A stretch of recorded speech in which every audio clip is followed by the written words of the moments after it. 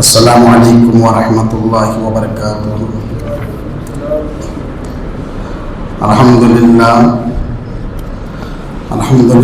نحمده ونستعینه ونستغفره ونؤمن به ونتوکل علیہ ونعوذ باللہ من شرور انفسنا ومن سیئات اعمالنا، من يهده الله فلا مضل له ومن يضلله فلا هادي له، ونشهد ان لا اله الا الله وحده لا شريك له، ونشهد ان محمدا عبده ورسوله، اما بعد فاعوذ بالله من الشيطان الرجيم، بسم الله الرحمن الرحيم، واعبدوا الله ولا تشركوا به شيئا وبالوالدين احسانا وبذي القربى واليتامى والمساكين والجار ذي القربى والجار الجنب والصاحب بالجنب وابن السبيل وما ملكت أيمانكم، صدق الله مولانا العظيم وبلغنا رسوله النبي الأمين المبين الكريم، ونحن على ذلك لمن الشاهدين والشاكرين، والحمد لله رب العالمين۔ إن الله وملائكته يصلون على النبي يا أيها الذين آمنوا صلوا عليه وسلموا تسليما، اللهم صل على محمد وعلى آل محمد بارك وسلم، صلوا عليه صلاة وسلام عليك يا رسول الله صلی اللہ تعالی علیہ وسلم۔ تمام حمد و ثنا، تعریف و توصیف، خوبیاں، بھلائیاں اللہ جل مجدہ الکریم کی ذات بابرکات کے لیے لاکھوں کروڑوں بے حساب بے شمار درود و سلام ہو اللہ کے حبیب و محبوب حضرت محمد مصطفیٰ صلی اللہ علیہ وسلم کے ذات والا صفات پر۔ اللہ تعالیٰ کی بارگاہ میں دعا گو ہوں اللہ تعالیٰ میری زبان پر کلمہ حق جاری فرمائیں، آمین بجائے سید المرسلین صلی اللہ علیہ وسلم۔ محترم مصلیین کرام، حصول برکت کے لیے دل کی گہرائیوں سے آئے ایک مرتبہ اور غلامی کا ثبوت دیتے ہوئے حضور رحمت عالم صلی اللہ علیہ وسلم کے مقدس بارگاہ میں درود و سلام کا نذرانہ پیش کرے اور پڑھے بآواز بلند، اللہم صلی علی محمد وعلی آل محمد بارک وسلم، صلو علیہ صلاۃ و سلام علیک یا رسول اللہ صلی اللہ علیہ وسلم۔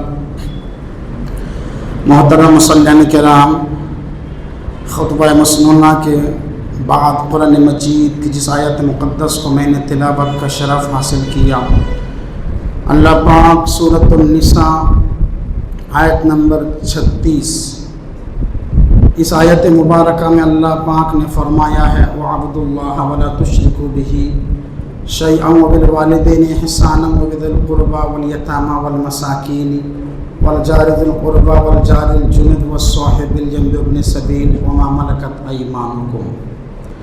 حضرات محترم، اس آیت مبارکہ کو میں نے موضوع سخن بنایا، اب آئیں توجہ کے ساتھ اس آیت مبارکہ کے ترجمہ پر غور فرماتے ہیں۔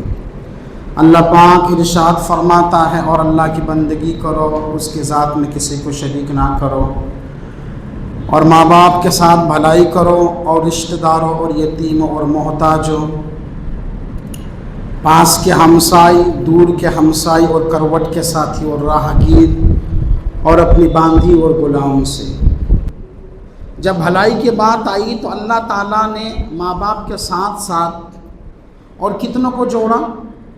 رشتہ داروں کو، یتیموں کو، محتاجوں کو،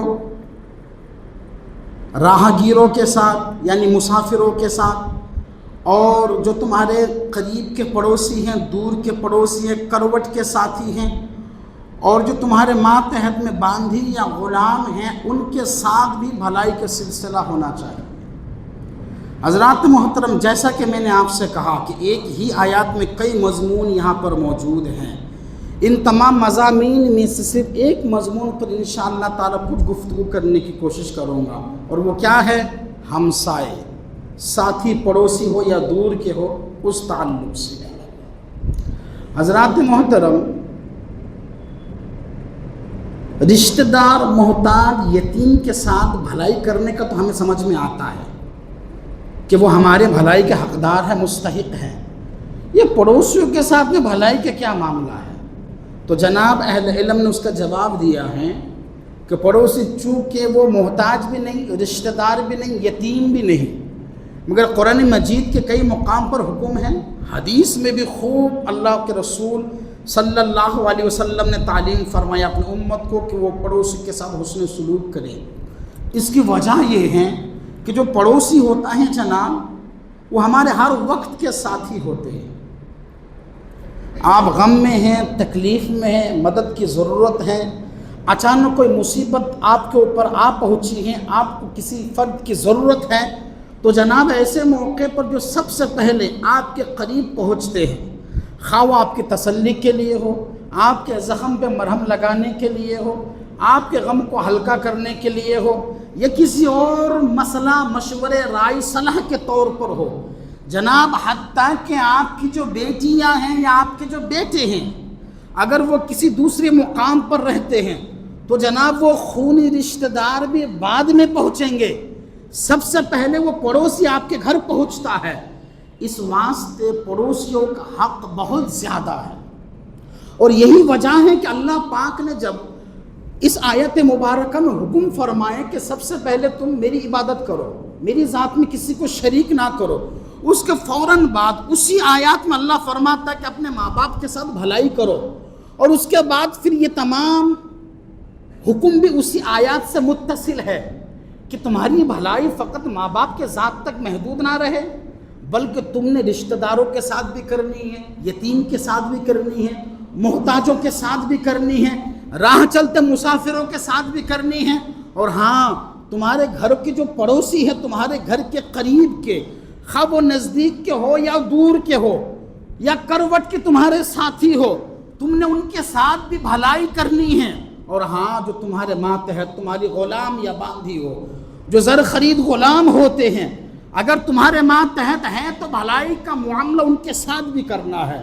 اب حضرات محترم، چونکہ جیسا کہ میں نے کہا کہ صرف پڑوسی کے موضوع پر میں کچھ باتیں کروں گا، آئیں آپ پڑوسی کے تعلق سے ہمارے آپ کے نبی علیہ السلام نے کس قدر واضح ارشاد فرمایا۔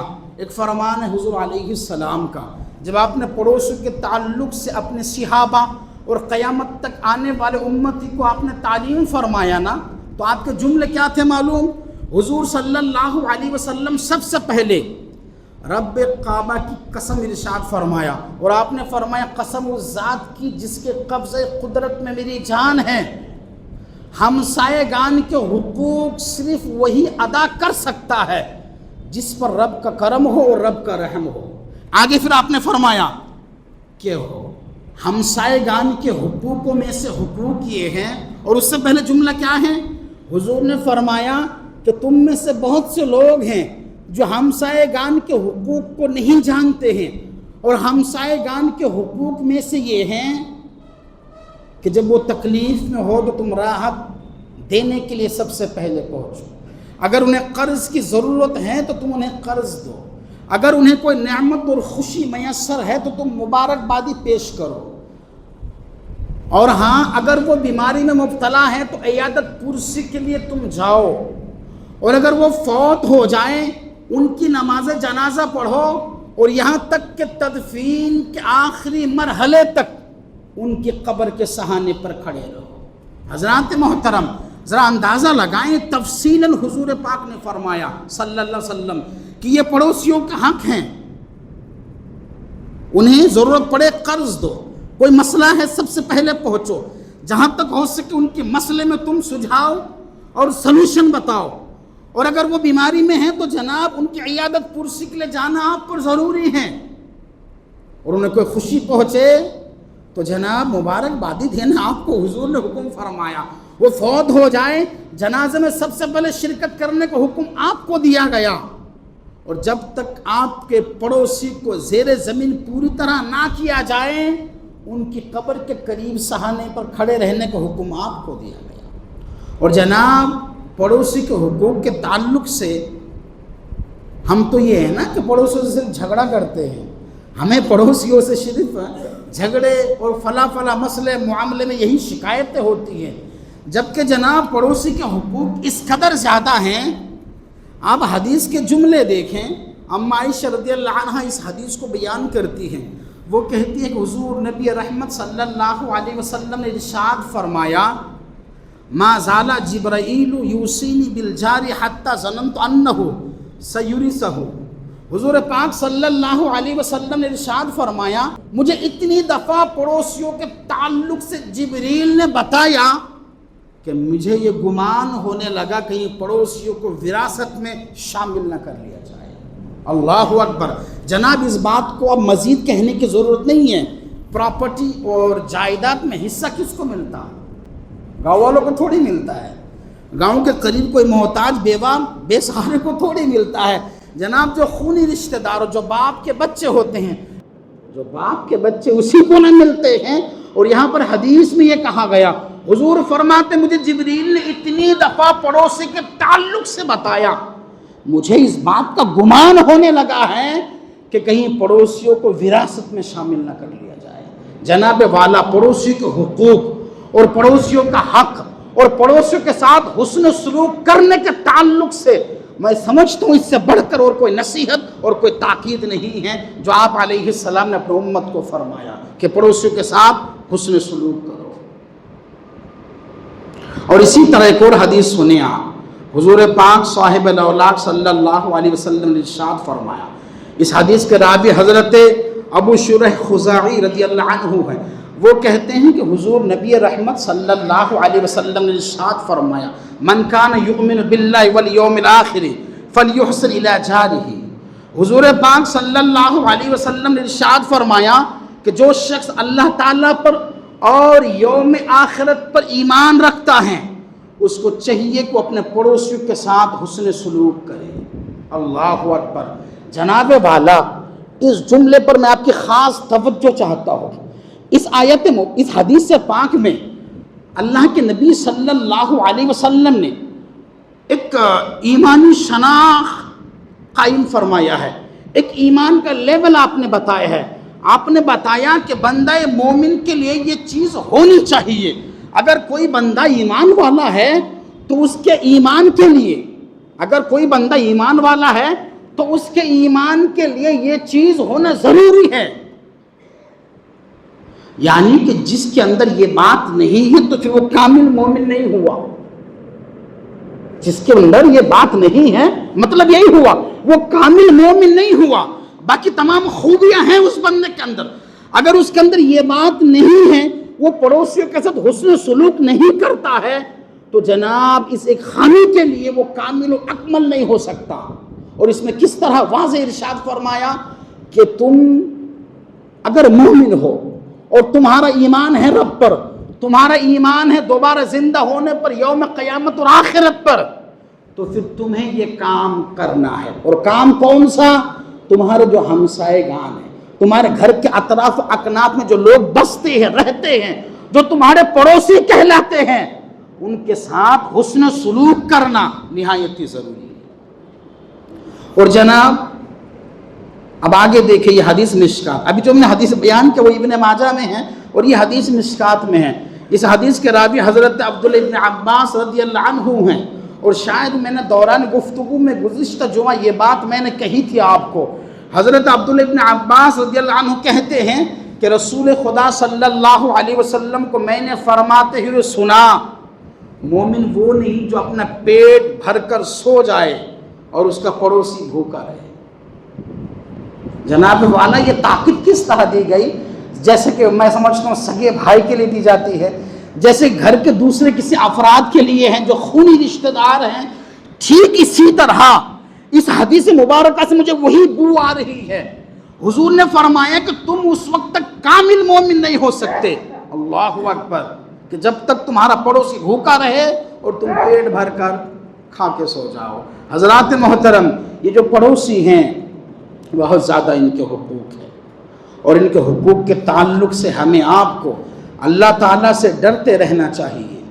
جی، اور ایک حدیث دیکھیں آپ، اس حدیث کو حضرت مجاہد رضی اللہ عنہ روایت کرتے ہیں، اور یہ حدیث الادب المفرد میں ہے، امام بخاری رحمہ اللہ کی ایک دوسری کتاب۔ امت میں یہ کتاب مشہور تو نہیں ہوئی جس طرح بخاری شریف کو شرف اور قبولیت حاصل ہے، مگر یہ بھی انہی کی کتاب ہے۔ اس کتاب میں یہ موجود ہیں۔ حضرت مجاہد رضی اللہ عنہ اس حدیث کو روایت کرتے ہیں، وہ کہتے ہیں کہ میں ایک موقع پر عبداللہ ابن عمر رضی اللہ عنہ کے گھر پہ گیا اور ان کا غلام بکری کا چمڑا چھیل رہا تھا، بکری کا چمڑا اتار رہا تھا ذبح کرنے کے بعد۔ وہ کہتے میں بیٹھا رہا، جب ان کا غلام یہ کام کو انجام دے رہا تھا، اس موقع پر حضرت عبداللہ ابن عمر رضی اللہ عنہ نے اپنے غلام کو فرمایا کہ جب تم اس کام سے فارغ ہو جاؤ تو اس کام سے فارغ ہونے کے بعد اس جانور کا گوشت سب سے پہلے میرے فلاں یہودی پڑوسی کو دے کر آنا۔ جب انہوں نے یہ فرمایا نا تو ان کا غلام چونکہ یہودی تھا تو انہیں یہ بات ناگوار گزری۔ انہوں نے کہا حضرت یہودی کو سب سے پہلے آپ مجھے گوشت دینے کا حکم فرماتے ہیں، اللہ پاک آپ کی اصلاح فرمائے۔ یہ جملہ ان کے غلام نے کہا، یعنی حضرت عبداللہ ابن عمر رضی اللہ عنہ کی اس بات کو وہ غلام ناپسند کیا، اور غلام نے سوچا کہ یہ بات بالکل شریعت سے ہٹ کے ہیں، وہ یہودی ہیں اور گوشت کا حصہ سب سے پہلے ہم ان کو پہنچائیں۔ انہیں یہ بات لگی کہ عبداللہ ابن عمر رضی اللہ عنہ نے یہ بات بالکل شریعت کے دائرے سے باہر کہہ دیا، اس واسطے انہوں نے کہا کہ اللہ پاک آپ کی اصلاح فرمائے۔ غلام نے یہ کہا، گویا کہ غلام کو یہ لگا کہ یہ صحیح نہیں ہو رہا ہے، تو انہوں نے عبداللہ ابن عمر کے حق میں دعا کیا کہ اللہ پاک آپ کی اصلاح فرمائے، آپ یہ مجھے حکم دے رہے ہیں۔ اب آگے جملہ سنو، جب ان کے غلام نے یہ کہا نا دعائیہ کلمات کہ اللہ پاک آپ کی اصلاح کرے، یعنی کہ یہ صحیح نہیں ہو رہا ہے، آگے سے جواب کیا دیا؟ عبداللہ ابن عمر رضی اللہ عنہ نے فرمایا ہاں میں جانتا ہوں، نبی کریم صلی اللہ علیہ وسلم سے میں نے اتنے دفعہ پڑوسیوں کے ساتھ حسن سلوک کرنے کا حکم سنا ہے کہ مجھے گمان ہونے لگا ہے کہ پڑوسی کہیں وراثت میں حقدار نہ بن جائے۔ میں نے اتنے دفعہ سنا ہے کہ مجھے اس بات کا گمان ہونے لگا تھا کہ ان قریب کہیں نہ کہیں پڑوسیوں کو وراثت میں شامل ہونے کا حکم حضور علیہ السلام دے دیں گے۔ تو جناب والا گوشت بھی دینا چاہیے، اگر ہمارے گھروں میں کوئی ہم کچھ کرتے ہیں خوشی کا معاملہ تو ان کا حق بنتا پڑوسی ہونے کے ناطے کہ کچھ نہ کچھ ہم انہیں ضرور پہنچائے، اور یہ جناب دینی فریضہ ہے، ملی فریضہ بھی ہے، اور یہ ایمانی تقاضا بھی ہے۔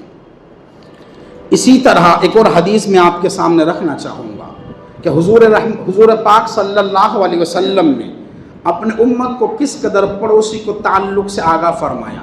اس حدیث کے راوی حضرت ابو ذر غفار رضی اللہ عنہ ہیں، وہ اس حدیث کو بیان کرتے اور یہ حدیث صحیح مسلم میں ہے۔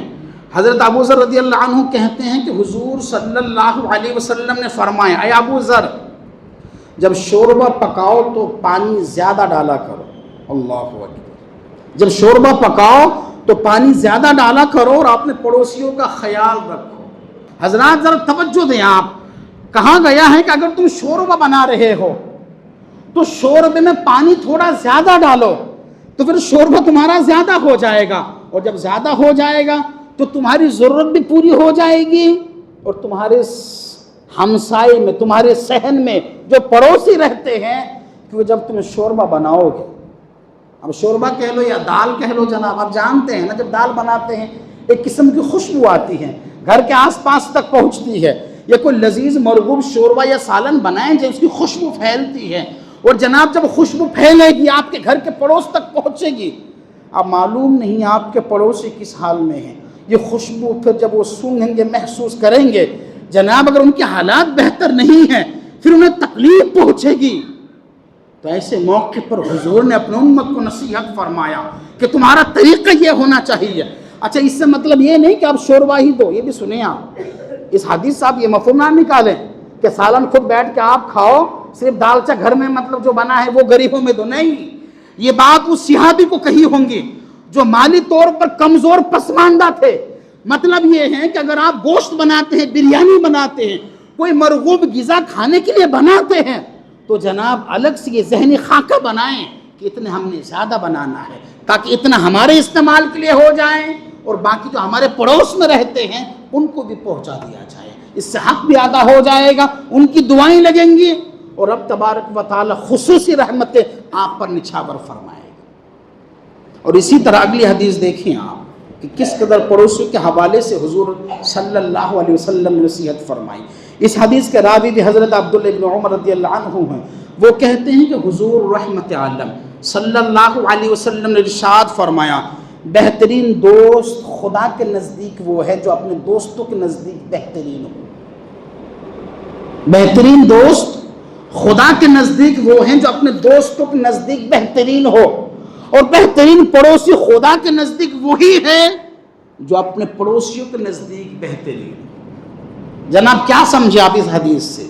یعنی اگر آپ کے پڑوسی آپ سے خوش ہیں تو آپ اللہ کے نزدیک بہترین ہیں. اگر آپ کے پڑوسی آپ سے سہمت ہیں تو جناب آپ رب کعبہ کی بارگاہ میں قبول کیے جاؤ گے.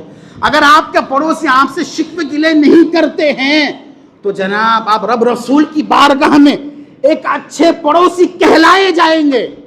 اور اگر آپ کے پڑوسی آپ سے شکوے گلے کرتے ہیں، آپ کی ایذا رسانی اور آپ کے تکلیفات سے وہ جوجھ رہے ہیں، آپ کی وجہ سے وہ تکلیف میں مبتلا ہیں، تو جناب نہ تو آپ اس پڑوسی کی نگاہ میں بہتر ہو سکتے ہیں اور نتیجے میں رب رسول کی بارگاہ میں بھی آپ بہترین نہیں کہلا سکتے. تو اس واسطے جناب اپنے کردار بہت ہی مناسب اور منظم اپنے پڑوسیوں کے تعلق سے ہونا ضروری ہے. اب رہا سوال کہ پڑوسی کی کوانٹٹی کیا ہونی چاہیے، اس کی مقدار کیا ہے. تو اس حوالے سے حضرت حسن رضی اللہ عنہ کے فرمان میں آپ کے سامنے رکھنا چاہوں گا. امام حسن رضی اللہ عنہ سے کسی نے پوچھا کہ جناب پڑوسیوں کی مقدار کیا ہے؟ تو آپ نے فرمایا کہ اپنے گھر کے داہنے جانب 40 مکانات وہ تمہارے پڑوسی میں شامل ہیں، اور اپنے گھر کے بائیں جانب تک 40 مکانات وہ بھی تمہارے پڑوسی میں شامل ہے. اپنے گھر کے آگے 40 مکانات اور پیچھے 40 مکانات، گویا کہ جناب 40 سے 80 اور 80 80 160 مکانات بنتے ہیں ہر آدمی کے ماتحت جو پڑوسی کہلاتے ہیں. 40 آگے 40 پیچھے اور 40 دائیں اور 40 بائیں، چاروں طرف سے اطراف میں جتنے مکانات آتے ہیں وہ تمام پڑوسی کے زمرے میں شامل ہوں گے. اور ان تمام 40 40 40 اور 40 مکانات والوں کے ساتھ ہر بندے کو حسن سلوک کرنا یہ رب رسول کا حکم ہے. مگر ہاں اس میں جو حسن سلوک کی جو حقدار ہے اس میں درجہ بندی کی گئی ہے. جو سب سے تمہارے قریب ہوں گے ان کا زیادہ حقدار ہے، پھر وہ ایمان والا ہے ان کا اور زیادہ حق بنتا ہے، پھر وہ ایمان اور پڑوسی کے ساتھ ساتھ وہ تمہارے رشتہ دار ہیں ان کا اور زیادہ حق ہے. مگر جناب یہ تمام کے تمام پڑوسی ہیں، مگر سب سے زیادہ حق اس کا ہے جو تمہارا قریب ہے. اور اس حوالے سے ایک حدیث، اما عائشہ رضی اللہ عنہ نے ایک موقع پر حضور صلی اللہ علیہ وسلم سے پوچھا کہ یا رسول اللہ صلی اللہ علیہ وسلم میرے گھر کے قریب 2 پڑوسی ہیں میرے، اور جب کبھی مجھے کچھ دینا ہو یا ان کے ساتھ حسن سلوک کرنا ہو تو سب سے پہل میں کس سے کروں، شروعات میں کس سے کروں؟ تو آپ صلی اللہ علیہ وسلم نے فرمایا جو تمہارے گھر کے زیادہ قریب ہیں سب سے پہلے حسن سلوک کی پہل اور شروعات تم نے اسی سے کرنی ہے. تو جناب پتہ کیا چلا، جو ہمارے قریبی پڑوسی ہیں ان کے ساتھ ہم نے زیادہ حسن سلوک کرنا ہے، پھر جو دور ہیں ان کے ساتھ اور اس سے کم کرنی ہے. اسی طرح ایک اور حدیث میں آپ کے سامنے رکھنا چاہوں گا. اس حدیث کے راوی حضرت عقبہ بن عامر رضی اللہ عنہ ہیں، اور یہ حدیث الترغیب و ترہیب میں ہے. حضرت عقبہ بن عامر رضی اللہ عنہ کہتے ہیں کہ حضور صلی اللہ علیہ وسلم نے فرمایا قیامت میں سب سے پہلا جھگڑا پیش کرنے والے 2 پڑوسی ہوں گے. اب تک ہم نے یہ سنا تھا کہ قیامت کے دن سب سے پہلے نماز کا سوال ہوگا، یہ حدیث ہے. حضور صلی اللہ علیہ وسلم نے فرمایا قیامت کے دن سب سے پہلے جو حساب و کتاب کی جو شروعات ہوں گی وہ نماز سے، اور جو بندہ نماز کے معاملے میں کامیاب ہو گیا باقی منازل میں بھی آسانیاں ہوں گی. یہ فرمان ہے رسول خدا صلی اللہ علیہ وسلم کا. یا پھر جو دوسرا مقدمہ پہلے پیش کیا جائے گا وہ قرآن مجید میں ہے کہ بِأَيِّ ذَنبٍ قُتِلَتْ، اللہ تبارک و تعالیٰ ناحق قتل کرنے والے اور بالخصوص جو لوگ رزق کے تنگی کے ڈر سے اپنے بچوں کو قتل کرتے ہیں ان سے ان کے مقدمہ کے تعلق سے سب سے پہلے ناحق قتل کا پوچھا جائے گا. مگر جناب یہاں پر یہ حدیث میں ہمیں اس بات کی خبر دی گئی ہے کہ جو جھگڑا پیش کیا جائے گا سب سے پہلے حساب نماز کا، سب سے پہلے مقدمہ ناحق قتل کے ہوں گے، اور جو جھگڑے کا لفظ آیا ہے جناب، حضرت عقبہ بن عامر رضی اللہ عنہ کہتے ہیں کہ سب سے پہلے جو رب کی بارگاہ میں جھگڑے کے مقدمہ پیش کیے جائیں گے وہ دو پڑوسی کے۔ اب اندازہ لگاؤ کہ جناب پڑوسی کس شے کا نام ہے، پڑوسی کی اہمیت کس قدر ہے۔ اور جناب ایک اور حدیث دیکھیں آپ، حضور رحمت عالم صلی اللہ علیہ وسلم نے ایک موقع پر فرمایا کہ تم جانتے ہو مفلس کون ہے؟ صحابہ نے کہا یا رسول اللہ صلی اللہ علیہ وسلم ہم تو یہی جانتے ہیں کہ جن کے پاس مال و زر نہ ہو وہ مفلس ہیں۔ اور یقیناً ایک غریب آدمی کی شناخت تو آئیڈینٹی یہی تو ہے نا کہ ان کے پاس مال و زر نہ ہو۔ تو صحابہ اپنے فہم کے مطابق انہوں نے کہا کہ جس کے پاس مال و زر نہیں وہ غریب ہیں۔ اب آگے حضور صلی اللہ علیہ وسلم کا فرمان سنیں، آپ نے فرمایا مفلس وہ ہیں جو میدان قیامت میں نماز، روزے، صدقات اور دیگر نیکیاں لے کر آئے اور ساتھ ہی ساتھ اس نے اپنے پڑوسی کو گالی دیا ہے، اس نے اپنے پڑوسی کو زنا کی تہمت لگایا ہے، اس نے اپنے پڑوسی کو مارا ہے، اس نے اپنے پڑوسی کا خون بہایا ہے، اس نے اپنے پڑوسی کا مال کھایا ہے۔ اور پھر حضور نے فرمایا کہ جب اس نے اپنے پڑوسیوں کے ساتھ یہ زیادتی ظلم برتا تھا تو پھر جب قیامت کے میدان میں نماز، روزے، صدقات، دیگر نیکیاں لے کر آئے گا، ساتھ ہی ساتھ یہ دعویٰ کرنے والے مدعی صاحبان بھی پہنچیں گے، پھر رب کے حضور یہ شکایت کریں گے یا رب العالمین یہ میرا پڑوسی تھا، اس نے مجھ پر زنا کی تہمت لگائی تھی۔ جناب والا پھر ہوگا کیا؟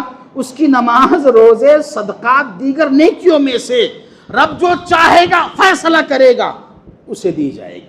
پھر کوئی کہے گا یہ میرا پڑوسی تھا، اس نے میرا مال کھایا تھا، اس کی نیکیاں اس کو دی جائے گی۔ ایک اور پڑوسی کھڑا ہوگا، وہ کہے گا انہوں نے میرا خون بہایا تھا، اس کو دی جائے گی۔ حتیٰ کہ اس کے جتنے پڑوسی تھے ان پڑوسیوں کے ساتھ انہوں نے جو کچھ ظلم زیادتی کیا تھا وہ تمام مظلوم پڑوسی رب کے حضور شکایت کریں گے اور بدلے میں ان کی نیکیاں انہیں دی جائے گی۔ اور جناب جب ساری نیکیاں ختم ہو جائیں گی اور پڑوسیوں کی شکایتیں باقی ہوں گی، پھر آگے نتیجہ یہ ہوگا کہ پڑوسیوں کے گناہ اس نماز، روزہ، صدقات، دیگر نیکیاں رب کے حضور لے کر پہنچنے والے کے سر پہ پڑوسیوں کے گناہ لادے جائیں گے اور اس کی نیکیاں اسے دی جائیں گی۔ پھر جناب نتیجہ یہ نکلے گا جو نماز، روزہ، زکوٰۃ، دیگر صدقات کی نیکیاں لے کر اللہ پاک کے حضور پہنچا تھا، نیکیاں ساری ختم، حتیٰ کہ لوگ باقی رہے تو ان کے گناہ ان پہ سر پر ڈالا جائے گا، پھر یہ جہنم میں جانے کا لائق اور مستحق بنے گا، اس کو اٹھا کر جہنم میں پھینکا جائے گا۔ تو جناب اتنا بڑا درجہ ہے پڑوسیوں کا، لہٰذا پڑوسیوں کے ساتھ حسن سلوک کرنا ضروری، بہت ضروری ہے جناب۔ پڑوسیوں کے ساتھ نرمائی کا اہتمام کرنا بہت ہی ضروری ہے۔ اور دیکھیں آپ کس قدر دل کو دہلانے والا فرمان ہے حضور کا۔ حضرت ابو ہریرہ رضی اللہ عنہ اس حدیث کو روایت کرتے ہیں کہ حضور رحمت عالم صلی اللہ علیہ وسلم نے ارشاد فرمایا قسم خدا کی وہ مومن نہیں۔ پھر یہ بات آپ نے 3 دفعہ دہرایا، قسم خدا کی وہ مومن نہیں، قسم خدا کی وہ مومن نہیں۔ صحابہ کہتے ہم نے پوچھا یا رسول اللہ کون؟ جب ہم نے پوچھا کہ حضور وہ کون ہے جو مومن نہیں ہے، آگے سے آپ علیہ السلام ارشاد فرمایا جس کی ایذا رسانی سے اس کے پڑوسی محفوظ نہیں ہے، رواہ بخاری، یہ حدیث بخاری میں موجود ہے۔ جناب ذرا سوچیں آپ کہ پڑوسیوں کے تعلق سے کس قدر حضور علیہ السلام نے اپنے امتی کو تاکید فرمایا کہ اگر تمہاری تکلیفات سے تمہارے پڑوسی محفوظ نہیں ہیں۔ اور ہمارا معاملہ کیا ہے جناب؟ ہم پڑوسی پر اس قدر ظلم کا پہاڑ توڑتے بیچارہ وہ گھر دوسری جگہ شفٹ کرتا ہے، ہم اپنے پڑوسی پر اس قدر ظلم ڈھاتے ہیں، وہ ہمارے ظلم کو برداشت نہ کر کے بیچارہ کہیں اور جگہ پر مکان منتقل کر کے ہجرت کرنے پر مجبور ہو جاتا ہے۔ اور جناب ہم مومن کہلاتے اپنے آپ کو، جبکہ حضور کا فرمان ہے وہ مومن نہیں ہو سکتا، اور تاکید کے طور پر حضور نے فرمایا قسم ہے اللہ تعالیٰ کی وہ مومن نہیں ہو سکتا۔ جناب یہ تاکید کے لیے جملے ہوتے ہیں، حضور علیہ السلام کی ہر بات سچی، وَمَا يَنْتِقُ عَنِ الْهَوَىٰ إِنْ هُوَ إِلَّا وَحْيٌ يُوحَىٰ۔ حضور نے کہا میں اپنے من سے کچھ نہیں کہتا، میرا رب جو مجھ کو وہی کرتا میں وہی کہتا ہوں۔ جناب اگر حضور اتنا فرماتے وہ مومن نہیں ہو سکتا، جب بھی بات کافی تھی، مگر یہ جو پہلے آپ نے فرمایا نا قسم ہے اللہ تعالیٰ کی، وہ مومن نہیں ہو سکتا، اس کا مطلب یہ ہے کہ اس بات پر بہت زیادہ تاکید دی گئی ہے، بہت زیادہ تنبیہ کی گئی ہے کہ امت اس حوالے سے ہوشیار ہو جائیں اور اپنے پڑوسیوں کو نہ ستائیں، اپنے پڑوسیوں کو بالکل نہ ستائیں۔ اور آگے دیکھیں یہ حدیث برات ترغیب و ترہیب میں ہے، اور میں حیران اس حدیث کو پڑھ کر، اور میں آپ کو بھی سنانا چاہوں گا کہ پڑوسیوں کا معیار اور درجہ کہاں تک لے جا کر رکھا گیا ہے۔ ہم غافل ہیں نا، ہمیں اپنے گھر کی چار دیواری کے سوا کچھ نہیں دکھتا، جبکہ پڑوسیوں کا حق دیکھ میں حیران رہا، با خدا کہتا ہوں، اور میں سمجھتا ہوں آپ بھی اس حدیث کے مفہوم کو سن کر حیران رہو گے۔ حضرت انس بن مالک رضی اللہ عنہ اس حدیث کو بیان کرتے ہیں، وہ کہتے ہیں کہ حضور سرور کائنات صلی اللہ علیہ وسلم نے ارشاد فرمایا، جس نے اپنے پڑوسی کو ایذا پہنچائی اس نے مجھے تکلیف دی۔ بات کہاں سے کہاں جوڑی جا رہی ہے؟ جس نے اپنے پڑوسی کو ایذا پہنچائی اس نے مجھے تکلیف دی، اور جس نے مجھے تکلیف دی اس نے خدا کو تکلیف دی۔ اور آگے پھر فرمایا گیا، اور جس نے اپنے پڑوسی سے لڑائی کی گویا کہ اس نے مجھ سے لڑائی کی، اور جس نے مجھ سے لڑائی کی اس نے اللہ عز و جل سے لڑائی کی۔ اللہ اکبر۔ جناب اور بتانے کے لیے کیا رہ گیا؟ نصیحت اور تاکید کے لیے کچھ باقی رہا؟ جناب یہ حق ہے پڑوسی کا۔ حالانکہ اس طرح کی بشارتیں جو ہیں تو وہ علماء ربانی کے حوالے سے، کہ جس نے عالم دین سے مصافحہ کی، حضور علیہ السلام کا فرمان ہے، گویا کہ اس نے مجھ سے مصافحہ کیا۔ جس نے عالم ربانی کی زیارت کی گویا کہ اس نے میری زیارت کی، جس نے میری زیارت کی اس نے رب کا دیدار کیا۔